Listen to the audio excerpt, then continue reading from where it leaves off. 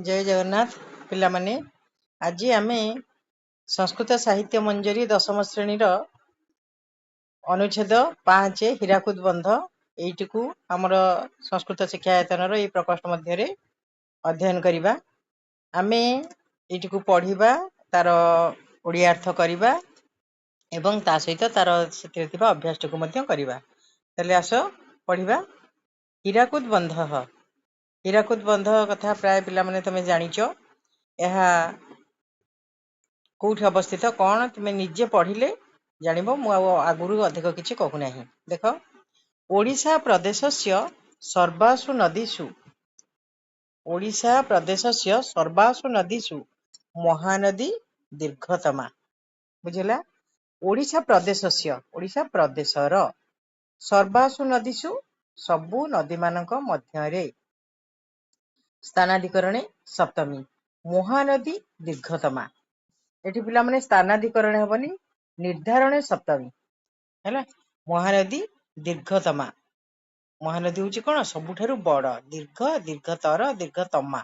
दीर्घतमा माने सबुठारु बड़। छत्तीसगढ़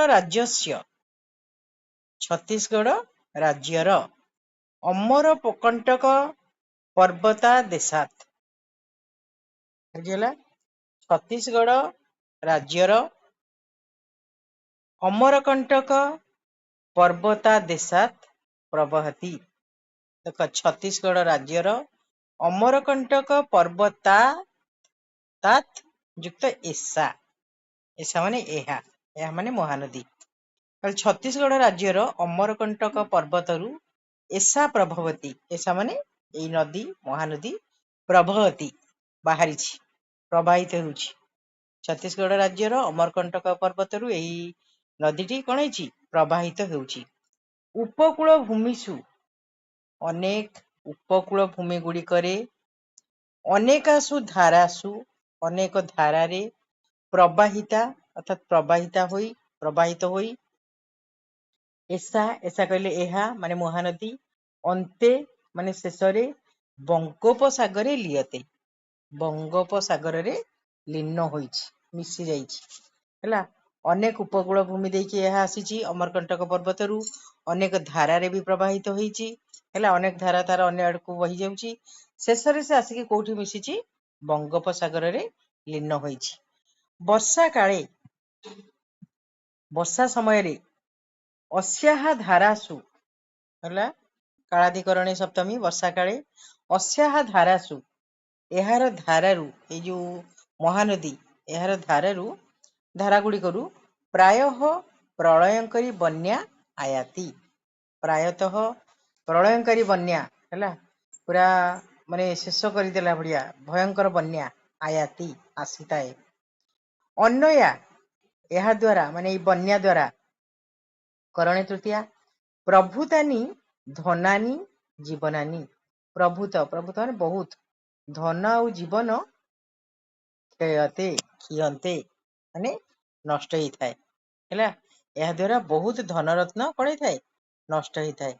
बन्या प्रकोपस्य नियंत्रणाय ई बन्यार प्रकोप को नियंत्रण करिवा पई ताको आयत्त करिवा पई संबलपुरम निकषा संबलपुर निकटरे निकषा जोगे द्वितीय व्यक्ति छि संबलपुरम पर्वत द्वयस्य मध्ये हैला दुईटी पर्वतर मझिरे महानद्याः बंध निर्माण प्रकल्प विहित आसीत। तेणु बन्यार प्रकोप को नियंत्रण करिवा पई आयत्त करिवा पई संबलपुर निकटरे थिबा दुईटी पर्वत द्वयस्य मझिरे महानद्याः बंध निर्माण प्रकल्प महानदीर बंध निर्माण प्रकल्पटी निर्धारित होइथिला हैला। निर्धारित होइथिला सेठी करा जिवो बोली। अस्य प्रकल्पस्य एई जो प्रकल्पटी एई जो कार्यटी बंधर कार्यटी तार निर्माण कार्यम तैयारी करिवार दायित्व अंतरराष्ट्रीय ख्याति संपन्न जंत्री प्रवर विश्वेश्वराय महोदय संपादितवान। ତାହେଲେ ଏଇ ଯୋଉ ପ୍ରକଳ୍ପଟି ନେଇଥିଲେ ବନ୍ଧ ନିର୍ମାଣର କାର୍ଯ୍ୟ କିଏ ନେଇଥିଲେ ନା ଅନ୍ତରାଷ୍ଟ୍ରୀୟ ଖ୍ୟାତି ସମ୍ପନ୍ନ ଅନ୍ତରାଷ୍ଟ୍ରରେ ଖ୍ୟାତି ଅର୍ଜନ କରିଥିବା ଜଣେ ବିଶିଷ୍ଟ ଇଞ୍ଜିନିୟର ଯନ୍ତ୍ରୀ ପ୍ରବର ତାଙ୍କ ନାଁ ହେଲା ବିଶ୍ବେଶ୍ୱରୟା ମହୋଦୟ ବିଶ୍ବେଶ୍ୱରୟା ମହୋଦୟ ଏଇ ବିଶ୍ବେଶ୍ୱର ମହାଶୟ ସମ୍ପାଦନ କରିଥିଲେ ସମାପ୍ତ କରିଥିଲେ ଏଇ କାର୍ଯ୍ୟଟିକୁ ଏଇ ପ୍ରକଳ୍ପ କାର୍ଯ୍ୟଟିକୁ ସେ ହିଁ କଣ ନେଇଥିଲେ ହାତକୁ ଏବଂ ତାକୁ ସମ୍ପାଦନ କରିଥିଲେ। ହୀରାକୁଦ ନାମକ ସ୍ଥାନେ ଏଇ ଯୋଉ ବନ୍ଧଟି ହେଇଥିଲା ନିର୍ମାଣ ହେଇଥିଲା ମହାନଦୀର ଦୁଇଟି ପର୍ବତ ସମ୍ବଲପୁରର ଦୁଇଟି କଣ ଦୁଇଟି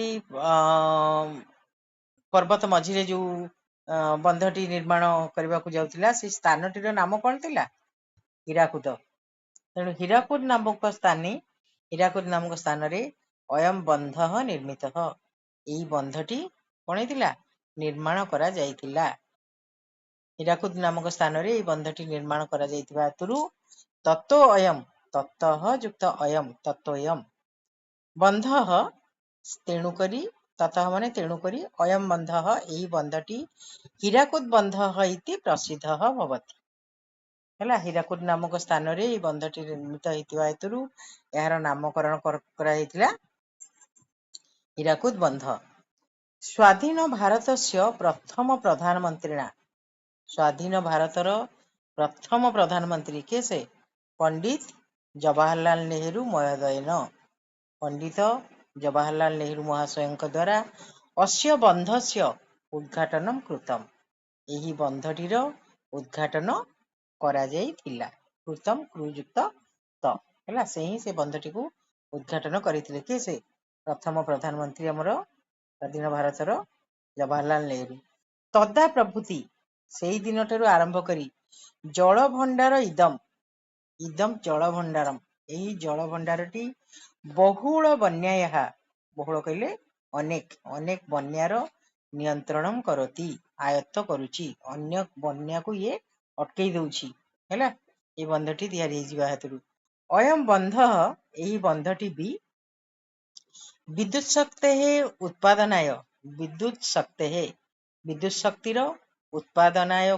ଉତ୍ପାଦନାୟ ଅର୍ଥାତ୍ ସୃଷ୍ଟି କରିବା ପାଇଁ ବିଦ୍ୟୁତ ଶକ୍ତି ଉତ୍ପାଦନ କରିବା ପାଇଁ କୃଷେଃ ଅର୍ଥାତ୍ କୃଷି ପାଇଁ ଶିଳ୍ପ ପାଇଁ କହିଲେ ତାହେଲେ କୃଷି ଓ ଶିଳ୍ପର ତାର ବିକାଶ କରିବା ପାଇଁ ଆମ ରାଜ୍ୟରେ ଓଡ଼ିଶା ରାଜ୍ୟରେ ଗୁରୁତ୍ୱପୂର୍ଣ୍ଣ ଭୂମିକା ନିର୍ବାହୟତି ଗୋଟେ ଗୁରୁତ୍ୱପୂର୍ଣ୍ଣ ଭୂମିକା ବା ସ୍ଥାନ କଣ କରୁଛି ନିର୍ବାହ କରୁଛି।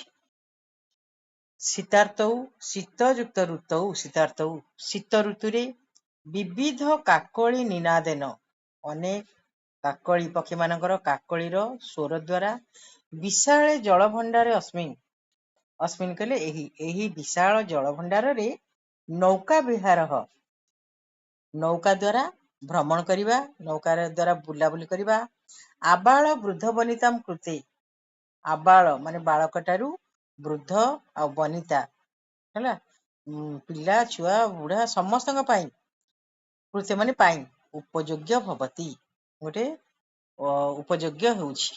ଅତଃ ବକ୍ତୁମ୍ ଶକ୍ୟତେ ଅତଃ କହିଲେ ଏଣୁକରି ବକ୍ତୁମ୍ ଶକ୍ୟତେ ଆମେ କହିବା ପାଇଁ ସକ୍ଷମ ହେଉଛି ଯେ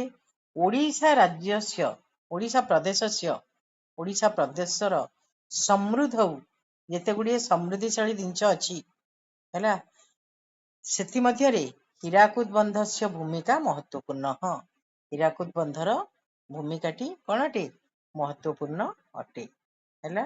ଏବେ ଚାଲ ସେଇଥିରୁ ସଂକ୍ଷିପ୍ତ ପ୍ରଶ୍ନ ଆମେ କରିବା।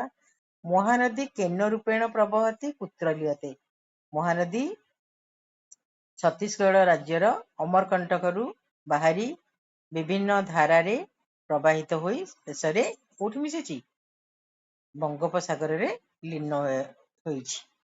ବନ୍ୟା କିମ୍ ଭବତି ବନ୍ୟା ଦ୍ୱାରା ଅନେକ ଜନ ଆଉ ଜୀବନ କ୍ଷତି ହୁଏ ନାଇଁ।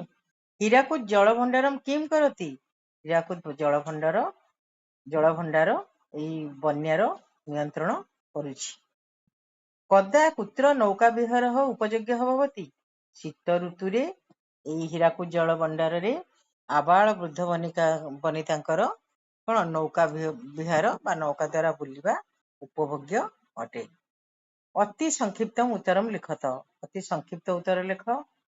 ଓଡ଼ିଶା ପ୍ରଦେଶସ୍ୟ का ଦୀର୍ଘତମା ନଦୀ? ମହାନଦୀ।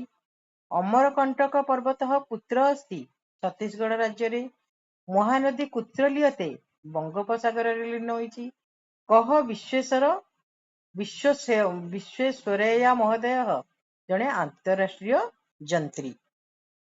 ହୀରାକୁଦ ଜଳଭଣ୍ଡାରମ୍ କଦା କାକଳି ନିନାଦମ୍ ଭବତି।